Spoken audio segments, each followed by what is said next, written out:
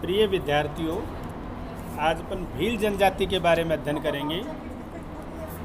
भील जनजाति राजस्थान की सबसे बड़ी जनजाति है तथा भारत में संथाल व गौड़ के बाद तीसरी सबसे बड़ी जनजाति है।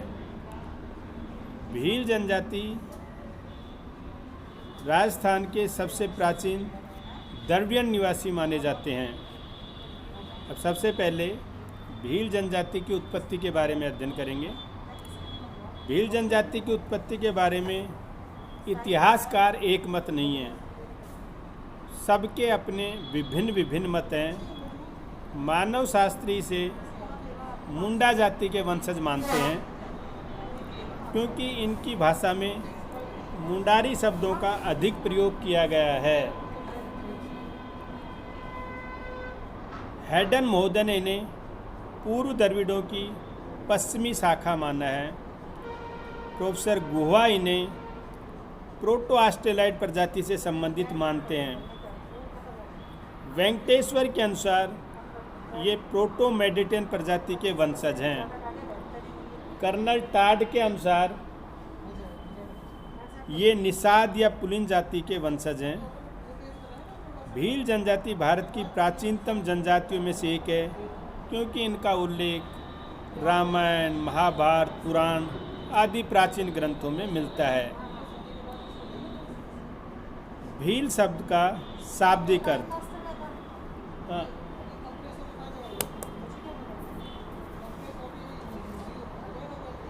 भील का अर्थ है तीर चलाने वाले व्यक्ति से, बोमैन से लिया गया है। यह द्रविड़ भाषा का शब्द है जिसकी उत्पत्ति बिल या विल से हुई है, अर्थात बिल या व्हील का अर्थ है तीर। कुछ विद्वानों के अनुसार भील शब्द संस्कृत भाषा के भीद से बना है जिसका अर्थ है निशाना लगाना या छेद करना या मारना।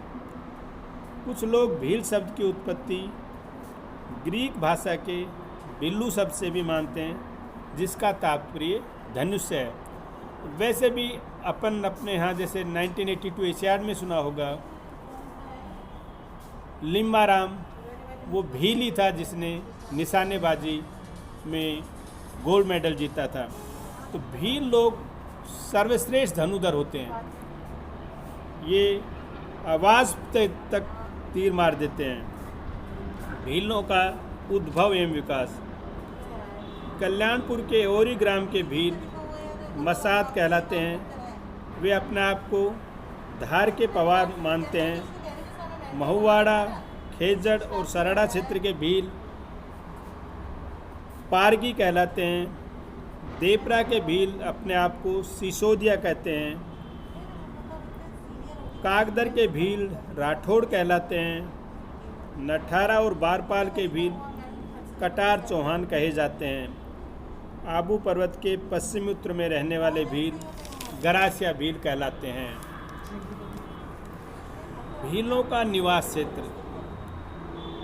भील सबसे अधिक तो राजस्थान में निवास करते हैं। इसके अलावा ये विंध्याचल पर्वत, सतपुड़ा के पर्वत प्रदेश में भी निवास करते हैं। तो भील मूलतः पश्चिमी भारत के पर्वतीय निवासी हैं जो विंध्याचल, सतपुड़ा और अरावली पर्वत क्षेत्र में निवास करते हैं। इस प्रकार भीलों का निवास क्षेत्र राजस्थान और गुजरात से लेकर पश्चिमी मध्य प्रदेश तथा उत्तरी महाराष्ट्र तक विस्तृत है।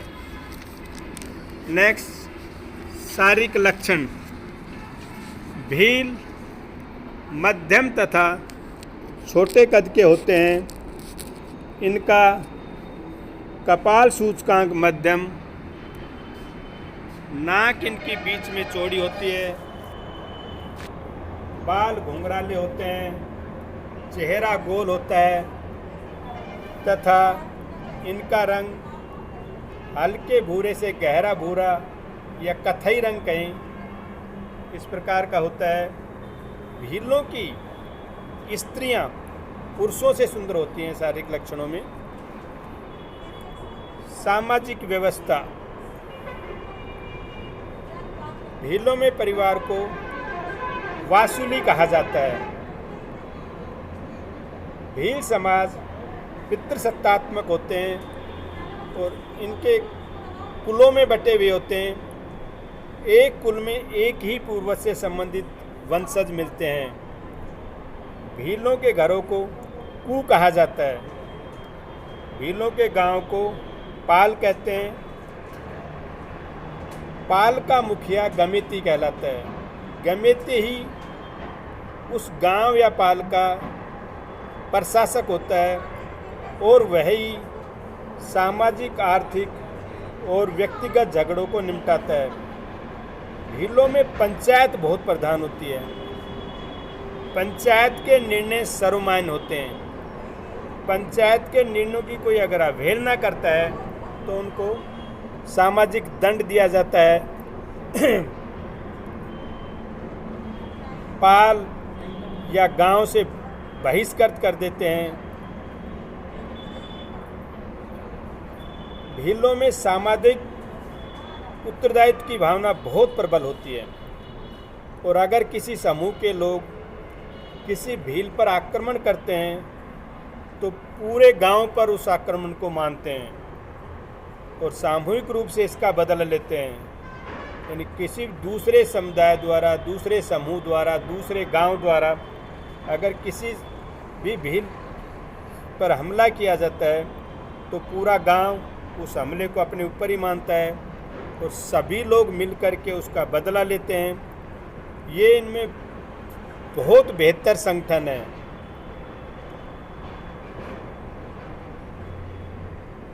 और उसका बदले की परिणति बदल कर ही शांति लेते हैं। अर्थव्यवस्था, आर्थिक दृष्टि से भील जनजाति अत्यंत निर्धर है। भील लोग अपनी आजीविका पशुचारण, वन उत्पादन से एकत्रण और आखेट से प्राप्त करते हैं, किंतु वर्तमान में कुछ भील स्थायी कृषि भी करने लग गए हैं। ये लोग अपने परिवार के भरण पोषण के लिए कुछ मोटे अनाज, साग सब्जियां और पशुओं के लिए चारे की फसल उगाते हैं। भील लोग आदिम या परंपरागत या पुराने ढंग से ही खेती करते हैं, जिसके कारण इनका उपजाऊपन बहुत कम होता है और खेती भी मानसून पर आधारित होती है।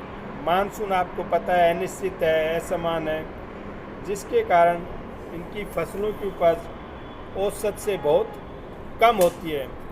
इस कारण से इनकी ये कहें कि व्यक्तिगत आय बहुत कम होती है और ये लोग निर्धनता से ही अपन जीवन का निर्वहन करते हैं। भील लोग खाद्यान्नों की कमी पूरी करने के लिए वनों से कंदमूल, फल फूल आदि वस्तुएं एकत्र करते हैं और साथ ही जंगली पशुओं और पक्षियों का शिकार करते हैं। जिन भीलों के पास पर्याप्त खेत या बड़ी आकार की जोत नहीं है, वे अपना गुजारा मुख्यतः पशुचारण या शिकार करने से ही करते हैं। और जिन भीलों के पास पर्याप्त खेत हैं, बड़े आकार का जोत है तथा सिंचाई के साधन हैं, वे अब बाजार आधारित व्यापारिक फसलों का भी उत्पादन करते हैं। इनमें मुख्यतः तंबाकू, मूंगफली, कपास, मक्का आदि भी उत्पन्न करते हैं। किंतु छोटे भील कृषक अभी भी जीवन निर्वाह मूलक खाद्यान्नों की ही खेती करते हैं, क्योंकि उनके पास भूजोतों का आकार बहुत कम है, तो वो अपने पारिवारिक आजीविका चलाने की कृषि करते हैं। भोजन में मोटा अनाज, मक्का, बाजरा, चना, मूंग, उड़द, कुटकी आदि साग सब्जी, पशुओं का मांस तथा कंदमूल एवं जंगली फलों के प्रमुख भोज्य पदार्थ हैं।